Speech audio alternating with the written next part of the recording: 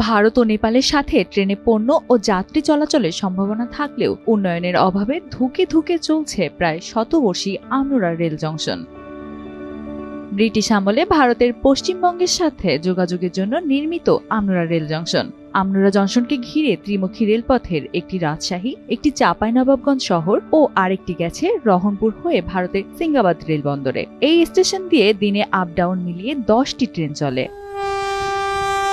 চাঁপাইনবাবগঞ্জের আমনুরা জংশন প্রায় 125 একর জায়গা নিয়ে গড়ে উঠলেও শতবর্ষ পার হলেও নেই আধুনিক উন্নয়ন। 1.5 দশকের বেশি সময় আগে ঝুঁকিপূর্ণ ঘোষণা করে পরিত্যক্ত করা হয় যাত্রী ছাউনি, নেই কোনো সুপেয় পানি ও শৌচাগারের ব্যবস্থা।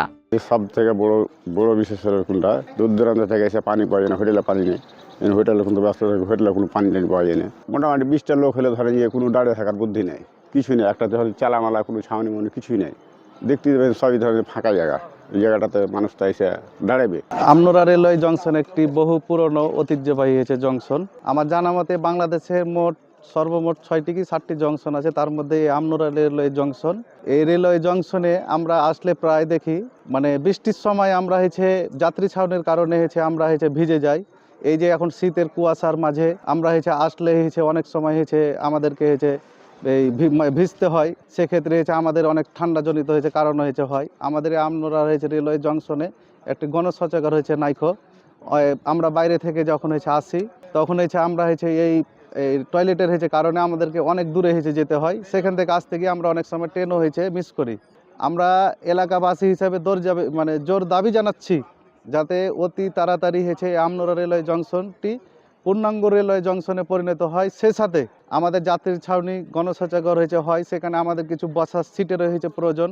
বাইরে থেকে আমরা আসি, তার জন্য আমি এলাকাবাসী হিসাবে আপনাদের মাধ্যম দিয়ে রেলওয়ে কর্তৃপক্ষের দৃষ্টি আকর্ষণ করব, যাতে আমরা আমনুরা রেলওয়ে জংশনটিকে যাত্রী ছাউনি সহ যেসব সমস্যাগুলো আছে সেই সব সমস্যাগুলো আমরা যেন অতি তাড়াতাড়ি পাই, সে ব্যবস্থা আপনারা করবেন। এই যাত্রী ছাউনি নাই, আপনার পানির সঠিক ব্যবস্থাপনা নাই, বিশ্রামগার নাই। যে বিশ্রামগারগুলো আছে সরকারিভাবে এগুলো খোলা হয় না। যেমন ছোট ছোট যে পাশের আপনার স্টেশনগুলো আছে, সেখানে তো ভিআইপি কিন্তু বিশ্রামাগার আছে, কিন্তু আমাদের এখানে জংশন সেই বিশ্রামগারের নাম মাত্রটুকু নেই, রেস মাত্রটুকু নেই। আমনুরা জংশনে যাত্রী ছাউনি, শৌচাগার ও সুপেয় পানির জন্য প্রকল্প হাতে নেওয়া হয়েছে বলে দাবি রেল বিভাগের। বাস্তবায়নের অপেক্ষায় থাকা সান্তাহার আমনুরা রেলপথের কাজ শুরু হলেও উন্নয়ন হবে বলেই দাবি তাদের। আমনুরা জংশন স্টেশন ঐতিহ্যবাহী এবং অনেক পুরনো স্টেশন।